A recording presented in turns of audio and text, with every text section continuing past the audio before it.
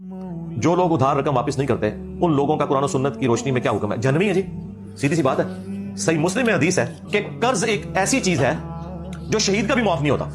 मेरे लिए तो इससे भी एक बड़ी बात है, बुखारी मुस्लिम दोनों में हदीस है, नबी इस्लाम के सामने जब मकरूज का जनाजा लाया जाता आप जनाजा ही नहीं पढ़ते थे जब तक इसका कर्जा नहीं उतरेगा। फिर जब अल्लाह ताला ने आप सल्लल्लाहु अलैहि वसल्लम को वुसअत दे दी, बैतुल माल से आप खुद कर्जा उतार देते थे और साथ फिर वो आयत पढ़ते थे, अन्नबिय्यु औला बिल मुमिनीन मिन अनफुसिहिम व अज़वाजुहु उम्महातुहुम। नबी मोमिनीन की जानों पर उनसे बढ़कर हक रखते हैं और नबी की बीवियां उम्मत की माएं हैं। चूंकि ये मेरे बच्चों की जगह, इसका कर्ज मैं खुद अदा करूंगा। हालांकि कुरान में ये नहीं था, कुरान में कुछ और था। कुरान में यह था कि नबी मोमिनीन पर उनकी जानों से बढ़कर हक रखते हैं। लेकिन यहां पे क्या हो रहा है, नबी इस्लाम अपने बच्चों का कर्ज उतार रहे हैं, रूहानी बच्चों का। हालांकि ये बच्चों का काम था कि अपने रूहानी बाप की खिदमत करते हैं, यानी नबी सल्लल्लाहु अलैहि वसल्लम।